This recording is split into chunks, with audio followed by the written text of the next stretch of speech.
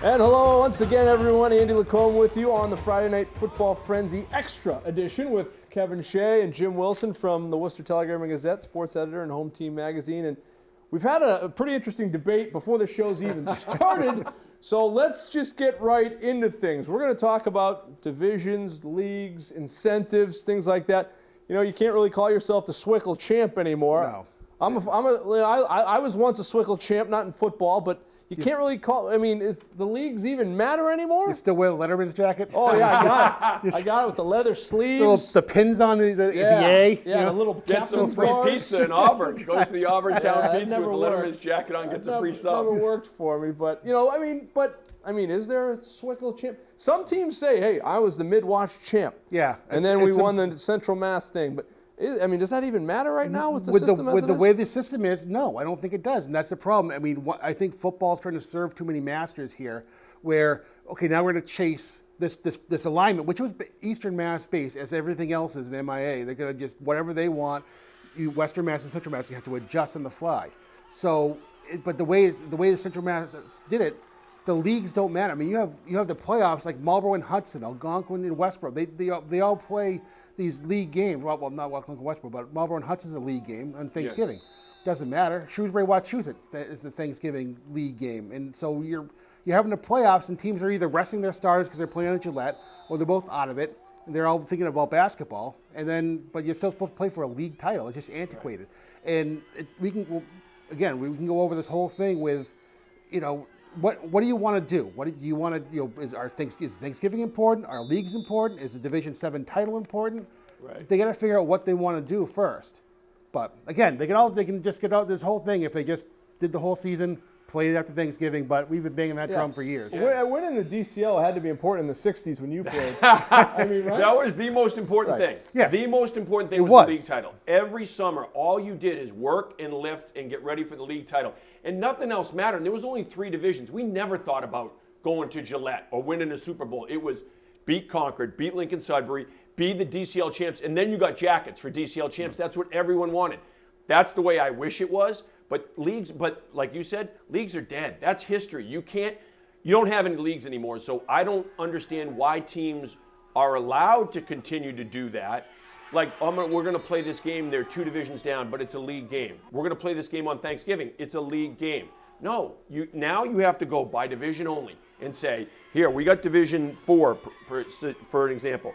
8 teams in the division. So there should be 7 divisional games. Every single team should play in the regular season 7 divisional games, and then you have 1 week where you have to get a non-divisional game. But everyone should be playing the same schedule, essentially. Yeah. Play 7 divisional games, because now it's even, and then 1 non-divisional game, and then see where you are for playoffs. Schaefer Stadium back when you played. Yes, in the 80s. In the 80s. The benches. Steve Brogan and Stanley Morgan. I mean, if you throw away, if Thanksgiving has been jeopardized in some way by the playoff system, you've got regular season rivalries. Southbridge and Tantasco have been playing for a long time. Yes. Now, I don't think they play anymore. Southbridge is in Division 8, Tantasco's in Division 4. I think they may not be even on the schedule much anymore if they are. I mean, I know it was up till recently. But what incentive do you have now if you're Tantasco to play Southbridge, old league rival? Right. They've played this game forever. They've got a trophy. Southbridge has won most of those matchups, by the way, over the years. But now they're way undersized compared to Tantasco.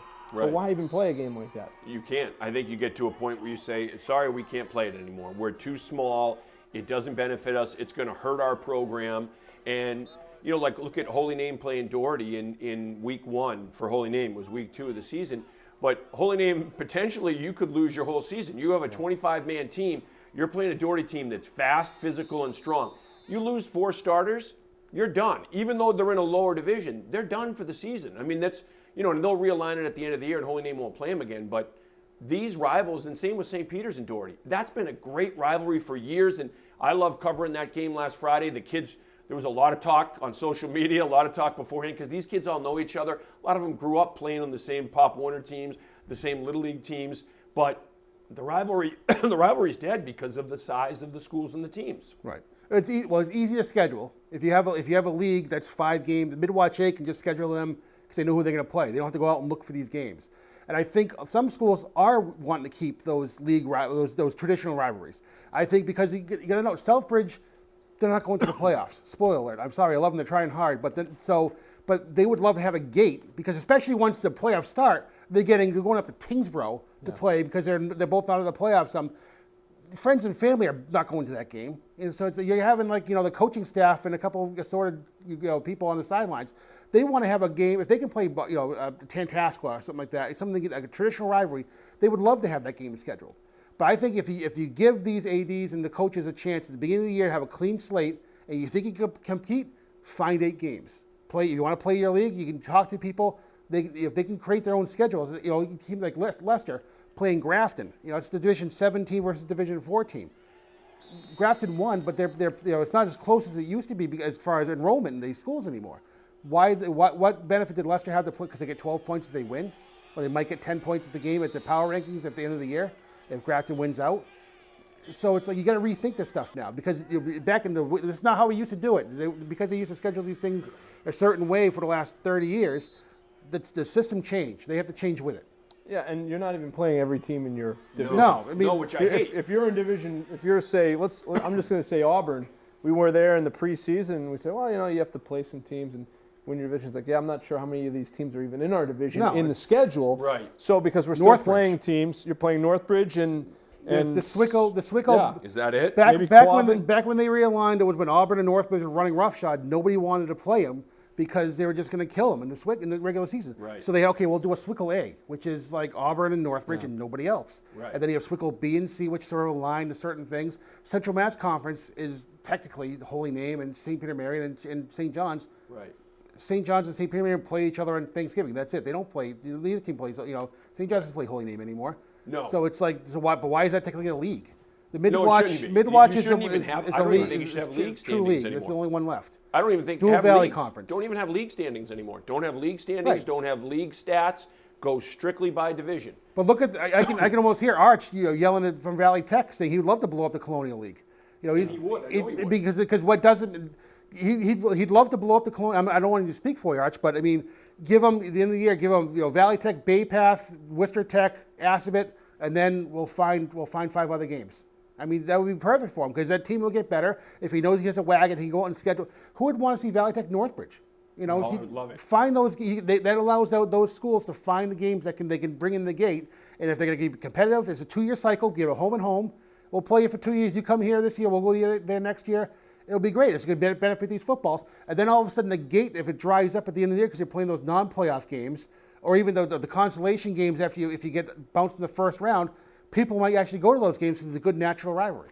Or you at least your schedule during the regular season was good enough with these natural rivalries. Yeah. The games that you play that are going to be competitive. You get the gate. You can fund the golf uniforms and the cross country trips. hey, I'm a former golfer here. All right. You're welcome. Much love to the golf guys. Right. Hey, listen, and girls, you're playing up though. You get points for it. I mean, is there any kind of incentive? You do get a little bit more now. And we just have a couple minutes left in this segment, but. If you're Quabbin and you're going to play Tantascwa, what's that incentive like? Is it worth playing up, or should you just play your league? It's not. I think right now, coaches, if you gave them the truth serum, would tell you it is not worth playing up. I'll tell you right now, I don't think anyone in Leicester would say it's worth playing up and playing Grafton, a team that's 3 above us, that is a physical team that could have set them back a week or two, just physically what that game was like. I think in what this whole thing is inequity. So say 2 teams, like say Archie wants to play up and say Leicester wants to play up, but the rest of the division doesn't play up. Well, then come playoff time, you say, well, our schedule is much harder. You only played the teams in the division. We played up 2 and lost those games. Everyone's got to have the same rules. You got to, at some point, they have to sit down and say, we have to get a concrete set of rules that if one team in the division is playing up, that means that everyone in the division has to play 1 game up. Now you can argue, is it a stronger team that they're playing up against? But, like St. John's playing Catholic Memorial. They're a Division I team in Eastern Mass. Division I team in Eastern Mass. I love that. Like, I think, yes, you should challenge yourself against the best in Eastern Mass. Right. You should challenge yourself against the best in Western Mass. But I think everyone in that division should have to do it. Yeah, it shouldn't be just one team doing it.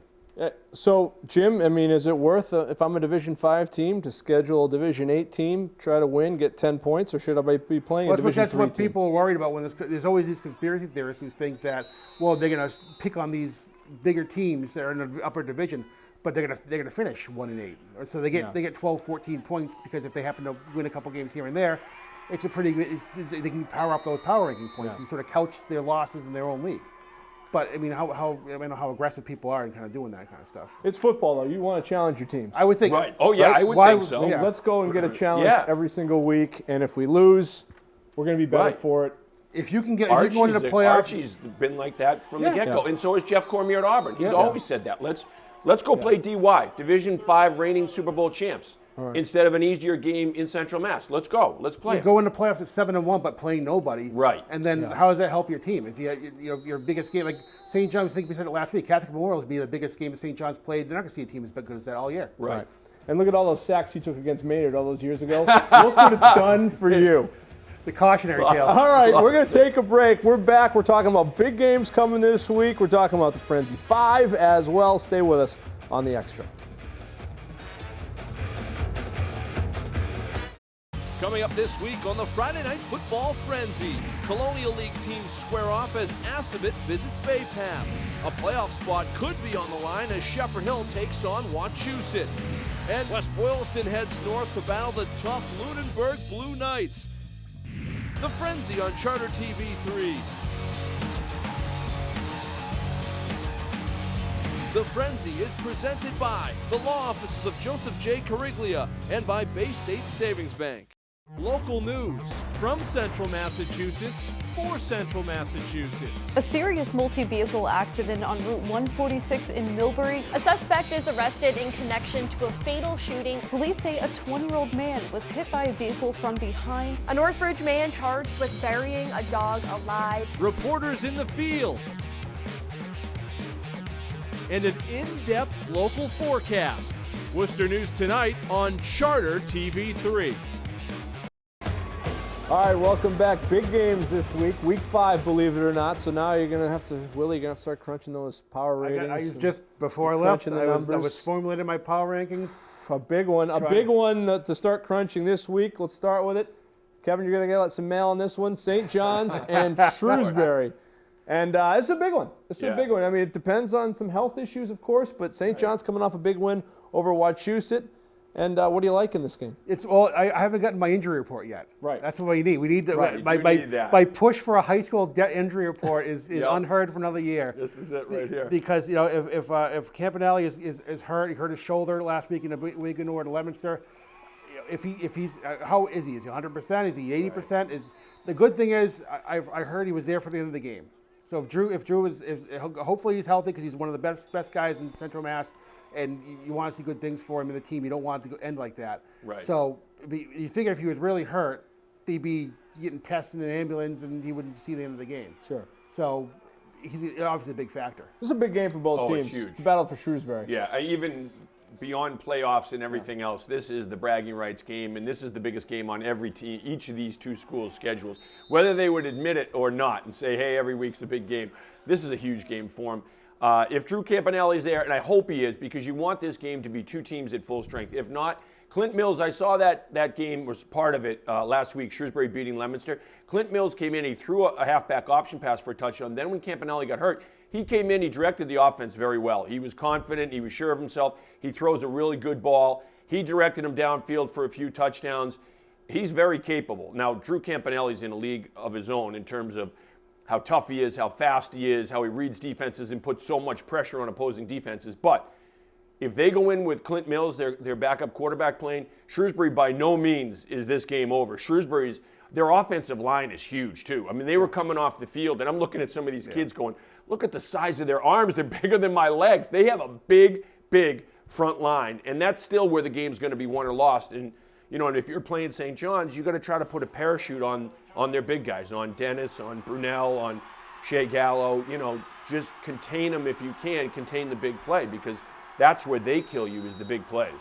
Clint Mills sounds like he plays in the Big 12. Oh, yeah. Oh, let me tell you about Clint Mills. Man, he can sling the rock. Coming out of Odessa, Texas. Oh, yeah. He's a Friday Night Lights name right there. It's a great name. Shrewsbury, what game? This is a Shrewsbury team that proves themselves if they beat St. John's. And it's a St. John's team that proves they're back. Right. And they're not in the shadow of last year's state championship team if they beat Shrewsbury. It's a lot riding on this game.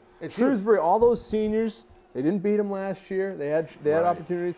It's a big one for Shrewsbury. I think if they're healthy, I don't know. It's a great game. And St. John's is playing really well last What time's that game? I'm going to have to sneak out of the one we're doing. Yeah, exactly. That's the thing. Is St. John's is now coming into it where offensively they're a lot more confident now. Yeah. And you have, I think they're kind of finding out who their weapons are and where their weapons work too. They get the ball to Dennis in space, maybe get him in the backfield a little bit, little screens, little circle routes out of the backfield. It's a high percentage pass, and it's just get him the ball in space, let him make moves and go. With Brunel, drive the ball downfield because he's 6'2", 200, running a 4.5 40. There are very few. There's no one physically that's going to match up with him. No safety in Central Mass. So just hang it up there and let him go get it. And I think that's what they've had a lot of success with. John Andreoli, winningest coach, right? Yep. Yeah, in St. John's history. Congratulations to Coach Andreoli. That's a big accomplishment. That's a lot of football being played there, and it's just you go to his practice. I feel like I'm at Holy Cross's practice or a college practice. He really prepares these kids very well for the next level. The teams they've had. I mean, just the teams throughout the years and the coaches they've had to be the winningest coach in that school history in football. That's saying something. Tony Wood was the previous winningest coach. Tony Wood's great, and you look at some of his coaching trees. Steve Pachalia, who's there now, he coached with Tony Wood. So I mean, there's a lot of history there, and that's a great accomplishment. All right, let's get off that game for a second. Shrewsbury, Shepherd Hill, and Wachusett. It's another one. This one, I think, becomes huge for playoff position now. It's big. When you have a couple of 2-2 teams, and Wachusett coming off the loss to St. John's. Always had maybe a little bit of trouble with Shepherd Hill, although they beat them last year with Kevin Mensah on that roster. And they got, with Wachusett, they're 2-2, but look at those two losses. At Doherty, they had a game that could have gone either way. They lost, 14-7. They had St. John's, and I'm sure it's not going to be a very fun week of practice at Wachusett after letting St. John's score, 24 points in the fourth quarter. I don't know if they let their foot off the gas at St. John's house and got hot, but they got to be chapped going into this one, and Shepherd Hill could run into a buzzsaw. Because, I mean, Shepherd Hill sort of right in the ship. They had a good win overall, Gonk win last week, one of those don't break a sweat, in and out with a shutout. But Wachusett's going to come in. They got to get something to prove because they can't fall too far behind in this playoff race. Well, I think Wachusett comes in angry, and I think if Wachusett takes from that game against St. John's, they scored 31 points. They should be pretty happy with their offense and the way that they move the ball and the consistency that they had offensively, and even moving the ball down the end. It's the pick six that wins it on the other side, but you still drove the ball and you're driving the ball. That's what I would take is that look at offensively, we should be playing with confidence. And with a swagger, we just move the ball up and down the field. There's nothing to reinvent the wheel there. I think they just keep doing what they're doing, and I think they should be okay. They're just going to fine-tune some things. All right, let's get out of D3. Just a couple more minutes left on this segment. West Boylston and Lunenburg, a big one. You got a couple undefeateds going head-to-head, and Rossi's power offense. Lunenburg is moving the ball really well right now. It's a big one. It's a big measuring stick where you are, and both teams probably get to the playoffs where they're going to land. Yeah, and I think Lunenburg coming off a big win. They came back against Narragansett last week. Anthony Iannacci is one of the best backs that nobody really talks about because he plays up in Lunenburg. And you look at that schedule, but I think he puts up points. He's going to get 100 yards every game. He's a bulldozer kind of guy, kind of back. He's going to pose a lot of problems. I like Chris Kostic as quarterback. He has some good weapons. Mason Infantino, Donovan Powell, Cameron McKenzie. I think he's got some guys he can throw the ball to. I think they can give West Boylston a good battle. But West Boylston, they've been tested all year. I think they have. Air Shirley was undefeated last week. They had a pretty good win over them. But, they played Leicester. They played Littleton. Always plays them tough. They seem to play as big as they can in the bigger the stage. I think that's it. I think they rise to the level of the team that they're playing. And one thing about this West Boylston team is it's not just double wing or bust. They can throw the football. So if you just put 8 guys, 9 guys in the box, they'll feast on it and they'll throw it deep. All right, we've got a couple minutes to talk about our Frenzy 5 for this week, and I want to see if anything's changed from last week. Those are inveterate viewers. Not much has changed for me. My Frenzy 5, I still have Shrewsbury number 1, Doherty number 2, Neshoba with a convincing or a good win over Marlborough, hard-fought win.